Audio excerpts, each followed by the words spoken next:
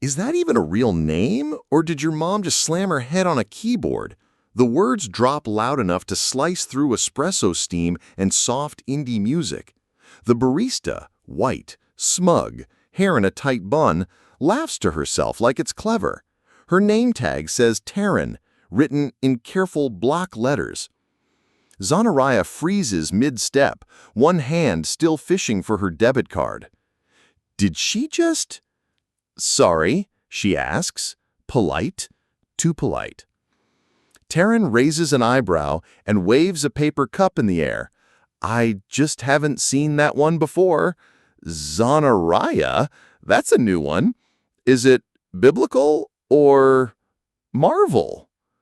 Someone chuckles near the pastry case. Zanariah forces a tight smile. It's a family name. Well, okay then, Miss Unique.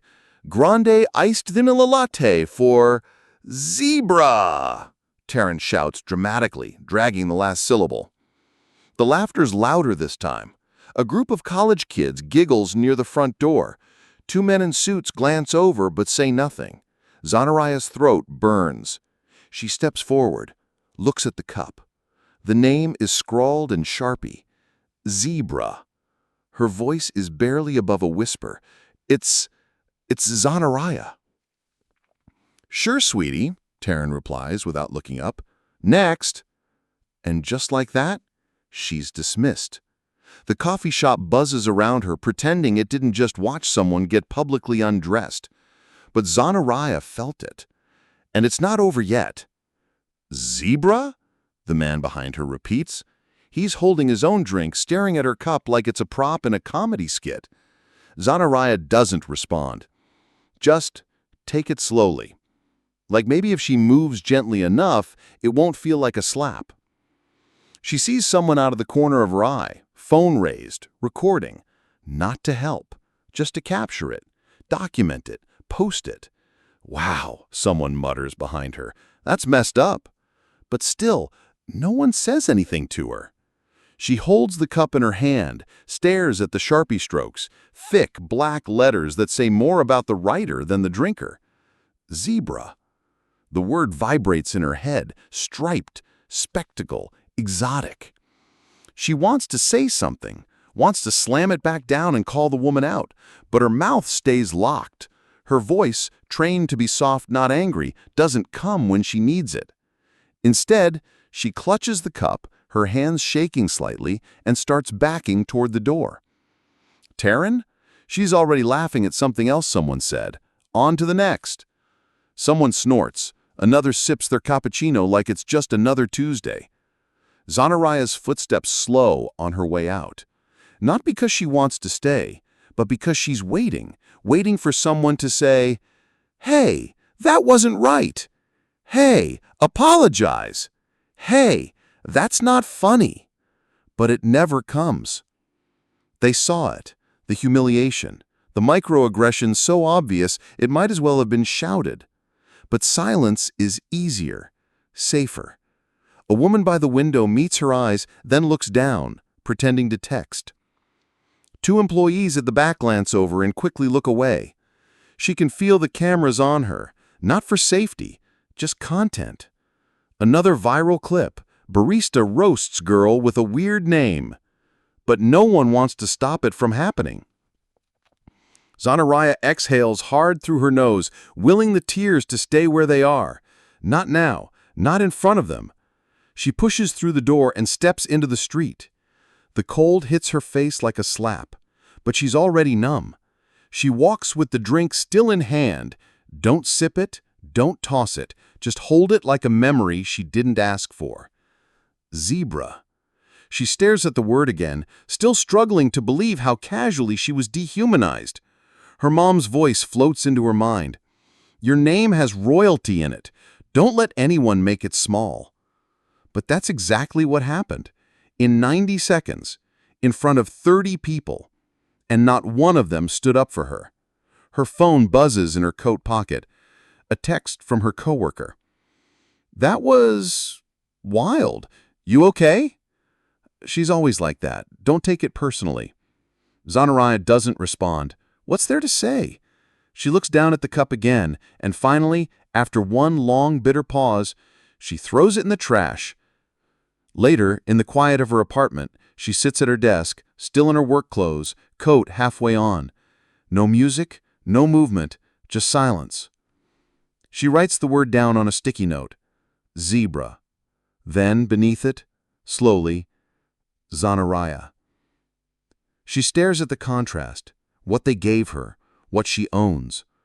A name isn't just a name, it's a memory, culture, lineage. It's how her grandmother prayed and how her mother dreamed. It's how she walks into rooms with her head high until someone tries to cut it off. They laughed at my name, but they don't know what it costs to carry it. Her phone buzzes again. This time, she ignores it. Because now, she's writing. Wake up, baby. It's your first day. Her mama's voice slices through the dark, soft but urgent. Zanariah blinks at the ceiling, heart already pounding. Today, first shift at the new coffee shop, her first real job. She sits up slowly, blanket sliding off her shoulders. The air is cool, but her palms are sweaty. Her mom peeks in with a grin. You prayed over your shoes last night. You are ready. Zanariah lets out a nervous laugh. More like praying they don't send me home. Girl, please. They're lucky to have you. Now eat something. Don't go conquering the world on an empty stomach. Zanariah nods, but inside, her stomach's already doing flips. She hasn't even left the house, and already she's rehearsing how to shrink. Zanariah. Her mom says it is slow and proud, like it deserves air. Zanariah zips up her hoodie in front of the mirror. They're gonna butcher it. So correct 'em. Your name has royalty in it. You come from women who don't whisper. Zanariah nods, but she's already picturing it. Baristas fumbling the letters, coworkers asking if they can call her Z. Zanariah, 8 letters, 4 syllables, a legacy they treat like a punchline. Still, she repeats it under her breath, not to remind herself what it means, to remember she still does.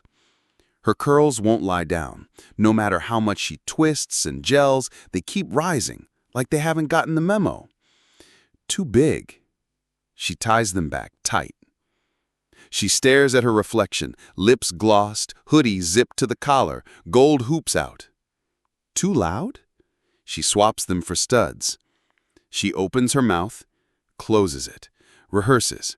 Hi, I'm Zanariah. Hi, you can call me Z. Which one gets me through the day faster? Her mom used to say, don't ever water yourself down just to be swallowed easier. But in the real world, that advice feels like armor with holes. If I show up full, they'll call it attitude. If I smile too much, they'll think I'm fake. She tightens her ponytail and tucks herself in, neatly enough to survive. The cold air hits her as she steps outside, sharp like a warning. Her breath fogs up. She tightens her coat. Just coffee. No trouble. Don't make waves. She walks fast, earbuds in, but no music playing. Just silence and a storm of thoughts. At the crosswalk, a man stares a second too long. She lowers her gaze, keeps moving. She's early, but she still rehearses. Yes, I can take that shift. No, I don't mind. Thank you. I'm grateful. Because when you're black and new, you don't just get to be good. You have to prove you're not a threat every second. The coffee shop comes into view. First job, first impression. Deliveries go through the side entrance. The receptionist doesn't even look up from her desk. Zanariah blinks. I'm here for the editorial team? Now the receptionist glances, slow and puzzled, eyes scanning her hoodie, her skin, her box braids tied neatly in a bun. Oh, right, she forces a smile. Sorry, we've just had a lot of, vendors today? Zanariah nods slowly, the sting crawling up her neck. She presses her ID badge against the scanner and walks in without another word. Inside the elevator, she stares at her reflection. You said thank you back there. Why'd you thank her? She breathes in, breathes out. Not the first time, won't be the last. Still, each time it chips something off. And she hasn't even made it to her desk yet. Zanora? Her boss, Taryn, laughs as she fumbles the name again like it's a game show buzzer. Zanariah keeps her smile in place. It's Zanariah, like Mariah, but with a Z. Taryn waves a hand. You'll have to forgive me. I'm terrible with names, but hey, I'll get there, Z. Zanira's face twitches. I actually prefer Zanariah. Taryn's smile tightens. Of course. The meeting rolls on. Budgets, deadlines, content pillars. But Zanira's name disappears from every sentence after that. This isn't just a mistake, she thinks. This is how they erase you, smiling the whole time. She jots notes on her notepad, barely hearing the room. You earned this spot. You deserve to be here. So why does it feel like she's already being sized for the exit? Weird. I don't see your file. Taryn scrolls through the shared drive like she's uncovering a mystery. My poetry sample was uploaded last week, Zanariah says, trying to keep her voice level. Taryn shrugs. Maybe try uploading it again. These systems can be, finicky? Zanariah clicks around. Gone. Her name, her piece, nothing. Also, adds Taryn, when you're in meetings, just a heads up, don't feel the need to speak on everything. You're new, and some of the editors have really strong voices. Just ease in. Zanariah nods slowly, even though her chest tightens. Yesterday, she'd tried contributing twice, and both times someone spoke over her. Then came the smirks, the polite shutdowns. This isn't just about the file. This is how they want her to feel. As she walks out, she catches two coworkers whispering near the copier. One of them says, well, they did say they were hiring for diversity. Not loud, but not quiet enough to miss. Maybe I'm overreacting, Zanariah whispers into the phone, curled up on her bed in the dark. Her mom is quiet on the other end. I mean, it's just a name, just a file, just little things, right? More silence. Then her mom speaks, soft but sharp. Baby, little things are how they bury us alive. Zanariah swallows hard. Her throat tightens. You feel like you're drowning in microaggressions, but they'll tell you it's just rain. A long pause. The only sound is the low buzz of the city outside. I just wanted to write, Zanariah says. You still can, but don't let them write you out. Zanariah presses the phone to her chest, eyes stinging. Tomorrow, she'll show up again, but tonight, she lets herself fall apart. Miss Wakanda, right? Taryn's voice slices across the cafe like a blade wrapped in a grin. Zanariah turns slowly from the condiment station, eyebrows raised. What did you say? Taryn shrugs, loud enough for the two white coworkers behind her to hear. You know, your vibe. Powerful, tribal, Wakanda forever. I mean, you walked in like you owned the place. A chuckle escapes one of them. The other sips his latte, eyes pretending not to see. Zanariah doesn't move. Her heartbeat pounds in her ears. Don't give them the reaction. Don't give them the show. I came in, she says carefully, because I was invited. For coffee, not commentary. Taryn smirks wider, sipping her flat white like it's an accessory. Hey, I'm all for strong black queens. Just maybe tone down the fierceness. People are watching. Behind her, another whisper. So sensitive. Zanariah swallows hard. Her chest tightens. The whole place feels like a spotlight. Heat without fire. Attention without support. She turns to walk away. Taryn calls out after her, louder this time. Next time, maybe wear something less protesty. You're not at a rally. And again, the laughter, this time sharper. The barista calls out, Order for Queen of Ghetto. Zanariah's spine goes stiff. She doesn't move. Can't. The entire cafe pauses, those 3 words floating heavy in the air. Taryn gasps in mock horror. Oh no, they actually wrote that on the cup. She glances at the barista, who avoids eye contact. Wow, must have misheard your name. Zanariah steps forward, trembling. Pick up the cup. There it is, Queen of Ghetto, in thick black marker. She doesn't speak. Don't cry. She just stares. This isn't just a microaggression. This is a billboard of humiliation, a slap disguised as sass. Phones don't rise, mouths don't open. The room just watches. She turns slowly to face them, voice barely above a whisper. That's not my name. Taryn shrugs, unapologetically. Hey, I didn't write it. Another coworker mutters, overreaction much? Zanariah locks eyes with Taryn. Her voice shakes, but her words don't. My name carries stories you'll never understand, and you just spit on every one of them. Still, no one moves. She sets the cup down, hands steady, heart cracking, and starts to walk toward the door. Not a single camera lifts. Not one voice says, "That's not okay." The silence in the room is louder than the insult itself. Zanariah walks, but it feels like sinking. Like every footstep through that cafe is another betrayal. She passes tables of people who sip slowly, eyes darting anywhere but hers. One woman mouths, "I'm sorry," without making a sound. A man taps nervously at his phone, pretending to scroll. Another coworker lowers her gaze, suddenly fascinated by crumbs on the floor. Zanariah feels the shame curling up her spine like smoke, not from the insult, from the quiet. This is what racial injustice looks like in real time, not the scream, but the silence after. She makes it to the door. Almost. Then, just before her hand reaches the handle, a voice cuts through the air. "Excuse me, what did you just call her?" The cafe freezes. The voice is velvet and steel, familiar, unmistakable. Zanariah turns around, slowly.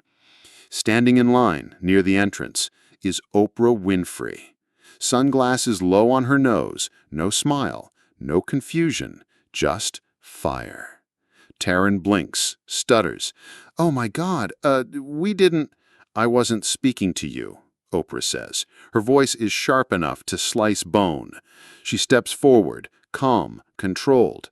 "I asked him," she nods at the barista. "What did you call her?" The barista panics.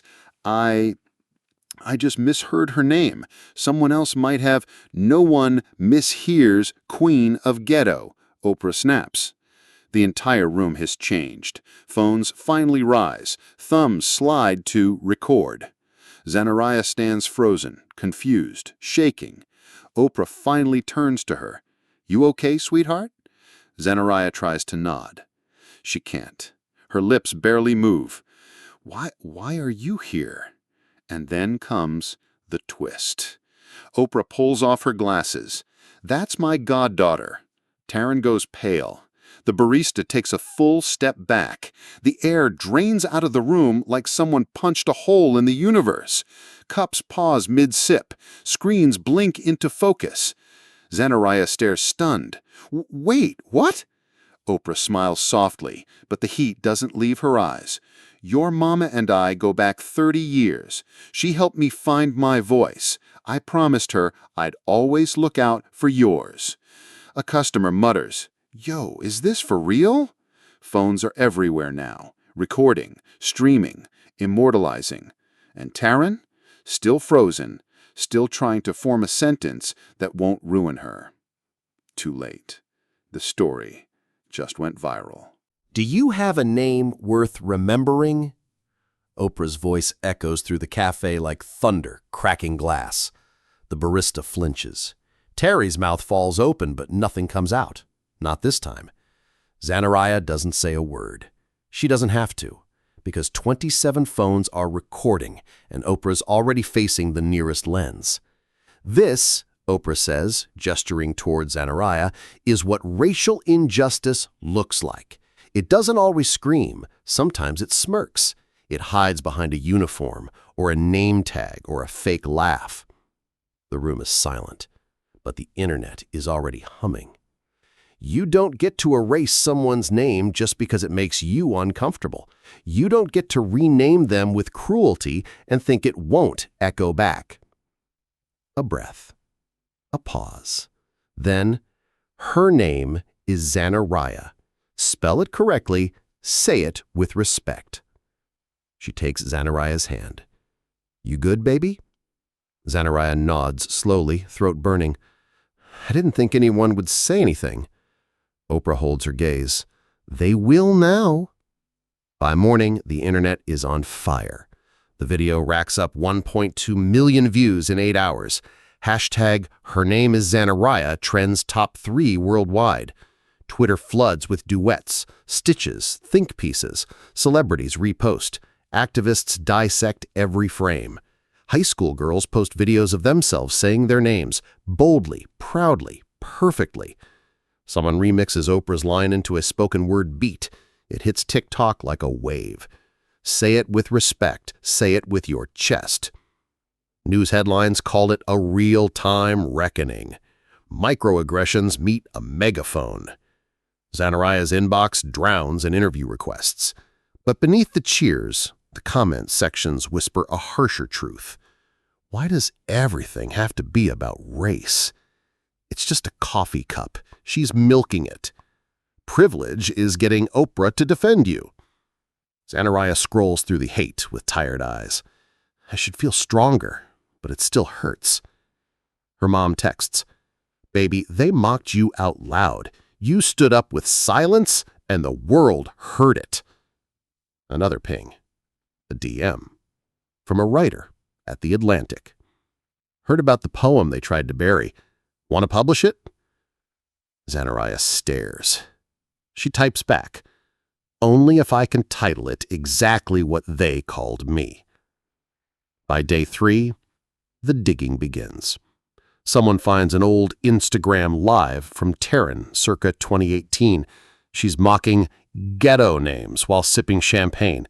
Like, why would you name your kid Zebra or Champale or unnecessary apostrophe? The clip resurfaces with fury. This aged like spoiled milk. Then come the emails. An anonymous former employee leaks screenshots from the poetry nonprofit's internal Slack. One name sticks out. Marla, the same supervisor who smiled through every insult. Do we have to pick from the equity submissions? Her piece is heavy, just feels too racial, to be honest. The receipts go viral. Diversity hire wasn't a whisper, it was written. Marla's LinkedIn goes private overnight. Taryn deletes her Twitter. But it's too late. Screenshots are forever. Racism in the workplace doesn't fade when you hit delete. Meanwhile, the organization releases a 2-sentence statement. We are aware of the incident. We are reviewing our internal protocols. The public calls it corporate cowardice. Zanariah doesn't clap back. She doesn't tweet. She just sends a 1-line email to the Atlantic editor. I'm ready. Zebra by Zanariah James. It drops at noon. Black letters, white screen. No video, no hashtags, just the truth. They called me Zebra like it was cute, like my stripes were a costume, not a history, not a heartbeat. They saw my name as a punchline, but forgot I come from warriors who are named stars. Forgot that I didn't ask to be seen. I demanded it. Zebra? Nah. I'm the whole wild. Unapologetic. Uncaged. The piece spreads like wildfire. Teachers print it for classrooms. Artists turn verses into murals. A book publisher reaches out. Netflix sends meeting request. A woman named Aaliyah comments, I read this out loud in my office. My boss cried the first time she saw me. But for Zanariah, it's not about the noise. It's about the silence after the noise. The space reclaimed. The air shifted. When she walks into a cafe now, any cafe, people don't just look, they speak. That's her. Say it right, it's Zanariah. Still, the story isn't done, because not every system crumbles when a poem goes viral, and not every apology is honest. But this time, she's no longer alone. She no longer works here. The cafe manager's voice trembles behind the counter, not from fear, just the weight of saying it out loud. A new barista hands Zanariah her coffee with both hands, eyes meeting hers. Sorry for what happened. We see it now. Zanariah nods, not needing more. The brand's Instagram statement still sits pinned. We do not tolerate discrimination.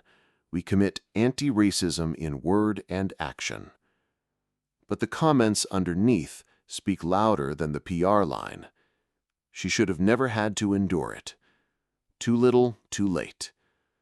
A viral video didn't fix racial injustice, but it made silence expensive. Zanariah sips her drink. It tastes the same. The only difference, no one dares call her Ms. Wakanda again. We want you full-time. The HR rep says it with the same voice they use for offers they need to make, not just want to. Zanariah studies their faces. Not because of the video, the rep adds quickly, because of your work, your voice, your piece. It moved people. Zanariah leans back. That same voice you all ignored for 3 months? They don't answer. They don't have to.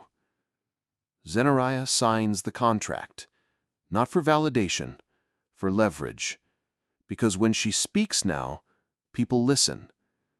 And that office, it no longer defines her worth. Marla looks away when Zanariah passes her desk. No more fake smiles, no more diversity hire whispers in Slack. Just distance. Zanariah doesn't stop, doesn't flinch, doesn't offer the grace Marla never earned. She's not angry. Not anymore. Because power isn't in yelling back. It's in outlasting the ones who tried to shrink you. Zanariah moves like someone who knows. The silence is the statement. And this time, it belongs to her. Her name glows above the marquee like it's always belonged there. Zanariah James, live at the Apollo. Presented by Oprah's Black Voices Collective. Inside, the crowd waits. They don't chant her name. They honor it. No more misspellings, no more jokes. Just truth. Center stage. They tried to shrink me into silence, called me loud, angry, ghetto. But I wasn't too much. They were just too used to less. My name is Zanariah, and I was never meant to whisper. You watched them laugh. You watched her shrink. No one moved. No one spoke. Would you have stood up or stayed silent too? Was it too ethnic? Too complicated? Or did they just decide it didn't deserve respect? Sound familiar? You're not alone. They erased hers, but she wrote it back. Now it's your turn. Say your name. Tell your story. Hashtag say her name. Hashtag Zanariah story. Hashtag hidden racism.